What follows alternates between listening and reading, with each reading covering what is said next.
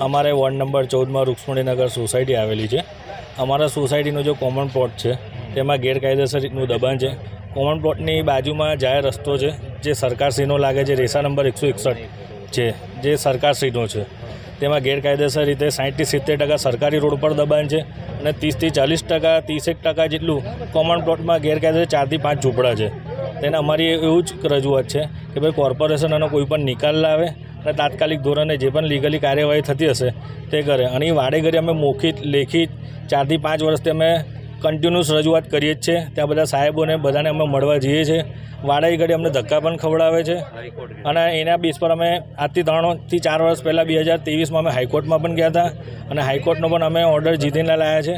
એના બેઝ પર જે કોર્પોરેશનને જે કામ કરવું જોઈએ એના બેઝ પર અત્યારે તે મકાન નોન યુઝ કરેલું છે। આજથી 2023થી એ મકાન નોન યુઝ કરેલું છે।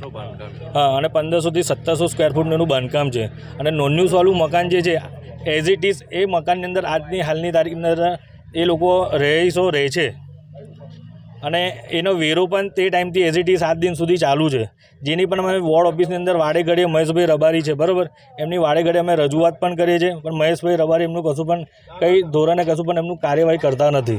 કોણે દબાણ કર્યું છે? દબાણ જે સોસાયટીની બહાર જે બધા રહે છે કોમન પ્લોટમાં તે લોકો, જેમાં સરકારી પણ જગ્યા છે અને કોમન પ્લોટની સોસાયટીની પણ જગ્યા છે અને સોસાયટીની જે જગ્યા તે બધાની સંયુક્ત માલિકની છે અને બધાની અંદર દસ્તાવેજની અંદર તે જગ્યા દર્શાવેલી છે અને એને પણ થયેલો છે, બધું થયેલું છે। બધા કાગળ અમે કોર્પોરેશનમાં રજૂ પણ કરેલા છે। મારો બાવરી કુંભારવાળા વિસ્તાર છે। અમે અહીંયા આગળ 80 વર્ષની ઉપરથી રહેવાસી છે। અમે અહીંયા આગળ 1978નો અમારો ઘરવેરો છે, જ્યારે આ સોસાયટી બની બી નથી। સોસાયટીનો પ્લાન પાસ થયો છે, થોડો ઘરવેરો છે 1978નો અને અહીંયા આગળ અમે 80 વર્ષથી ઉપરથી રહી રહ્યા છે। અમારું ઘર બનાવ્યું, અમે આગળ હજુ બી રહી જ રહ્યા છે।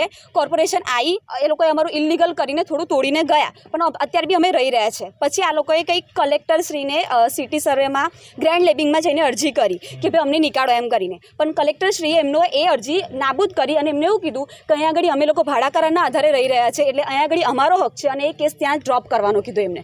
એટલે આ જમીનમાં અમારો હક છે એવું કલેક્ટરશ્રીએ પોતે કીધું છે એમની જાતેથી। હાઈકોર્ટમાં તો ચુકાદો આવી ગયો છે। હાઈકોર્ટમાંથી ચુકાદો નથી આવ્યો। હાઈકોર્ટમાંથી એવું કીધું કોર્પોરેશનને કે કોર્પોરેશનથી જે લીગલી થાય ને એ કોર્પોરેશનવાળા કરશો, અમે આટલું જ કરી શકીએ છીએ, આનાથી વિશેષ અમે આગળ કરી શકતા નથી એવું કોર્ટે ચુકાદો આપ્યો। પછી કોર્પોરેશનવાળા આવ્યા અને અમારા ઘરમાં થોડા ઘણા ગાબલા પાડી અને અમારું આગળનું ઘર તોડીને જતા રહ્યા। કોમન પ્લોટમાં ઘણા 5 થી 6 વર્ષથી કોમન પ્લોટમાં ગેરકાયદેસર દબાણ થયું છે। સોસાયટીવાળાએ કેસ કર્યો, કેસમાં હાઈકોર્ટમાં પણ ગયા, હાઈકોર્ટ પણ જીતીને લાવ્યા છે। અત્યારે ટીપીમાંથી ચેકિંગ માટે આવેલા, એટલે સોસાયટીવાળાએ અમને બોલાવેલા, અમે આવ્યા। આ લોકોએ જીતી ગયા છે એટલે આ લોકો ત્યાં આગળ ગયેલા અને રોડમાં આપણે એ લોકોએ કરીને એ લોકો એમની રીતે નીકળી ગયા છે। જે રિપોર્ટ હશે એ લોકો આ લોકોને એમ કહીને ગયા કે 2 તમારા અને 2 બાજુના ગેરકાયદેસર જે કર્યા છે 4ને અમે બોલાવીશું, ત્યાં તમે આવજો અને જે હશે એનો આપણે નિકાલ લાવીશું। કેટલા ટાઈમથી દબાણ છે? 5 થી 6 વર્ષથી। હવે નિરાકરણ આવી ગયું? એનું નિરાકરણ હજી આવ્યું નથી। હજી હવે ત્યાં બોલાયા પછી શું નિરાકરણ આવશે અમે સાંભળીશું।